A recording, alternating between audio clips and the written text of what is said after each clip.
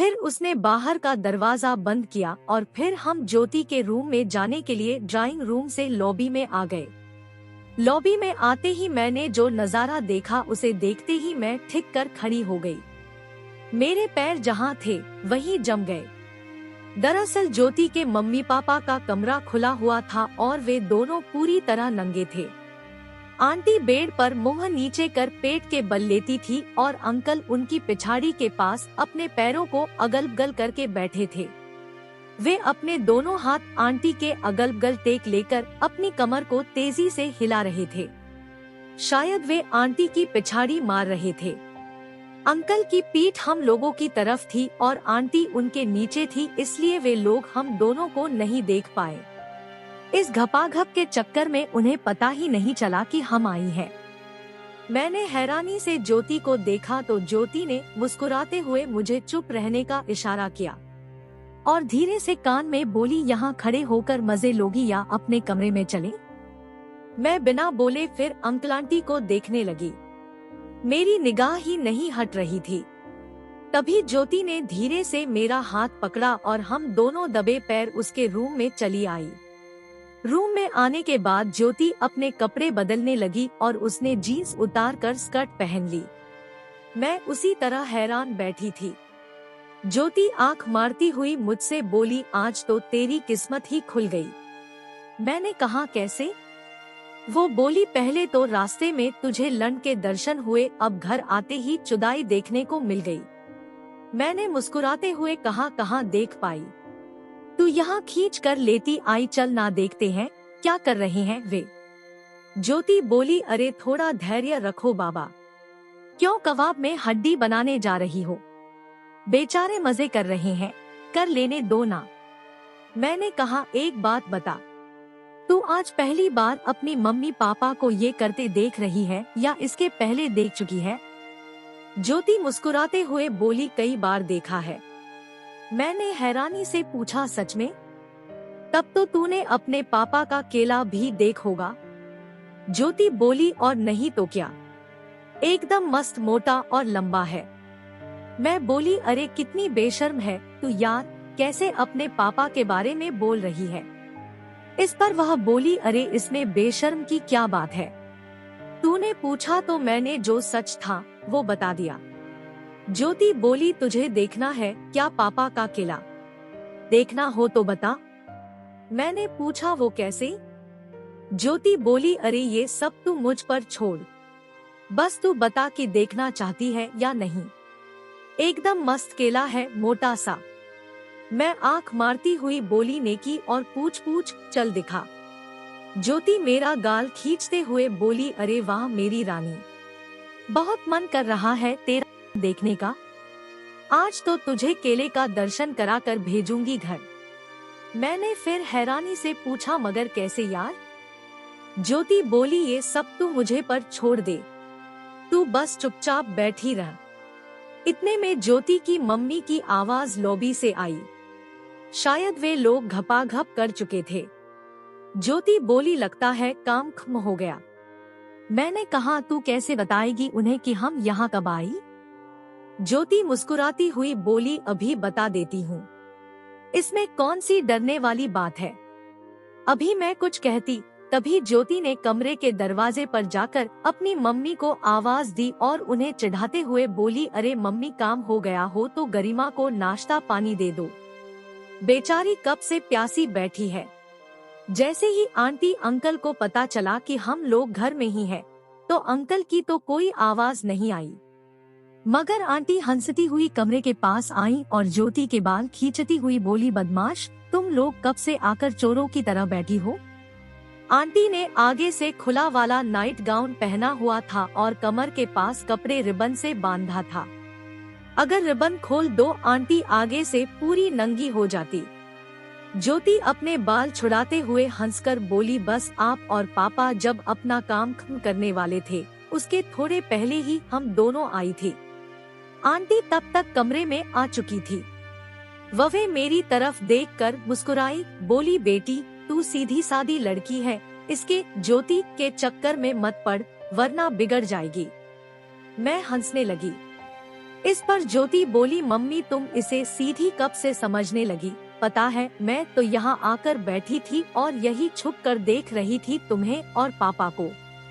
मैंने ज्योति को चिकोटी काटते हुए बोला, अरे नहीं आंटी, यह झूठ बोल रही है, ऐसा कुछ भी नहीं था। इस पर आंटी बोली, अरे देख भी लिया तो क्या हुआ, तुम लोग बड़ी हो गई हो, ये सब भी जानना चाहिए। ज्योति बोली, मम्मी इस बेचारी की एक मदद कर दो ना। आंटी बोली, क्या? ज्योति मेरी तरफ देखकर आंख मारते हुए बोली, इसने कभी लड़कों का वो नहीं देखा है, पापा से कह दो ना कि बेचारी को अपना वो दिखा दे। मैं एकदम शर्मा गई और ज्योति की पीठ पर थप्पड़ मारते हुए बोली, अरे नहीं आंटी, बदमाश है ये, मैंने ऐसा कुछ भी नहीं कहा है। लेकिन मैं ये देखकर हैरान थी कि ज्योति अपनी मम्मी से कैसी इस तरह बात कर रही है। फिर भी मैंने इस पर ज्यादा जोर नहीं डाला क्योंकि सब बातों में मुझे खुद ही मजा आ रहा था। आंटी हंसती हुई मुझसे बोली, अरे तो पहले बता दिया होता, इसमें शर्माने वाली कौन सी बात है? फिर ज्योति की तरफ इशारा करते हुए मुझसे बोली, इससे पूछ, ये तो कितनी बार देख चुकी है अपने पापा का वो। तब मेरी गाल पर चुटकी काटते हुए बोली, वैसे ये वो क्या होता है, उसका कुछ तो नाम तो होगा ना? ज्योति बोली, केला नाम होता है। और क्या? बेचारी नहीं कह पा रही है तो मैं कह देती हूँ, इसे पापा का केला दिखवा दो। मैंने गुस्साने का नाटक करते हुए ज्योति को चिकोटी काटी और हुए कहा, तू चुप रहती है कि नहीं? अरे आंटी, ऐसा मैंने कुछ नहीं कहा। इस पर ज्योति की मम्मी हंसने लगी और बोली, कोई बात नहीं, अब कह ही दिया है तो अपनी सखी की बात मान लो और एक बार देख लो, इसमें क्या हर्ज है। तुम लोग यहीं बैठो, मैं इसके पापा को बुला कर लाती हूँ। यह कहकर वे कमरे से बाहर निकल गई। उनके जाते ही ज्योति बिस्तर पर बैठ गई और मेरा हाथ पकड़कर मुझे भी अपना बगल खींचकर बैठा लिया और बोली, आज तो तेरा सपना पूरा होने जा रहा है केला देखने का। मैंने घराने का नाटक करते हुए कहा, तू अपनी मम्मी और पापा से ऐसे बात कर लेती है? मैं तो जा रही हूँ बाबा, मुझे तो शर्म आ रही है, तुम ही देखो अपने पापा का केला। इस पर ज्योति मुस्कुराती हुई बोली, अरे हम लोग आपस में दोस्त की तरह रहते हैं, कोई पर्दा नहीं करते हैं। अभी हम ये बातें कर ही रहे थे कि ज्योति की मम्मी और पापा दोनों कमरे में आ गए। मेरी तो धड़कन बढ़ गई। ज्योति के पापा ने सिर्फ तौलिया लपेटा हुआ था और कुछ नहीं पहनना था। उन्हें देखते ही मैं बिस्तर से खड़ी हो गई और नमस्ते की। वे मुझे देखते हुए मुस्कुरा रहे थे। इतने में आंटी बोली, क्या देखना था गरिमा, खुद ही बोल दो अपने अंकल से। मैं एकदम शांत खड़ी रही। शर्म से मेरा चेहरा लाल हो रहा था, साथ ही मजा भी आ रहा था। ज्योति ने मुझे वापस खींचकर बिस्तर पर बैठा लिया और अपनी मम्मी से बोली, अरे क्यों छेड़ रही हो बेचारी को, देखो कैसे शर्मा रही है। चलो मैं ही बोल देती हूँ इसकी तरफ से। फिर ज्योति अपने पापा से बोली, पापा दरअसल इसने कभी वो नहीं देखा है जहाँ से आप लोग सूसू करते हैं।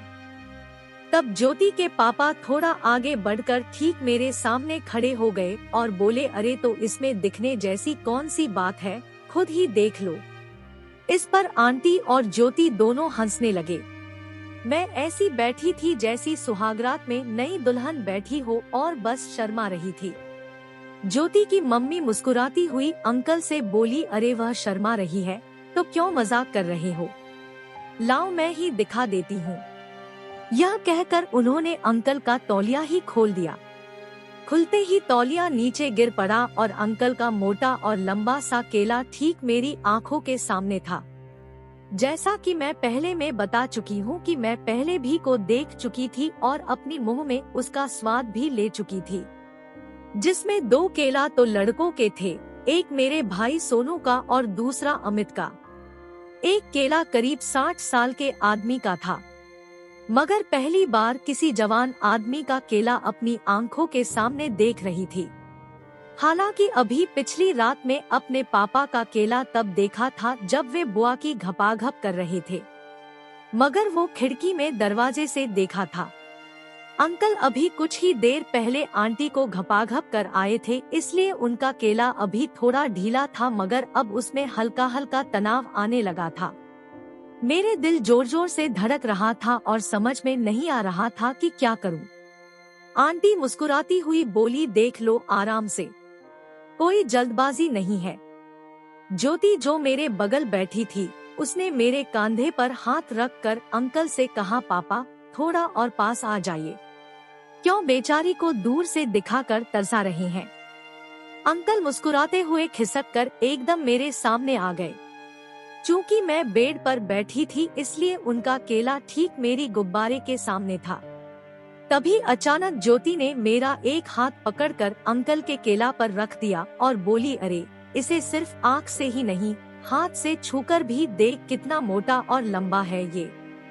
अंकल के केले को छूते ही मेरे बदन में एकदम सुरसुरी सी दौड़ गई।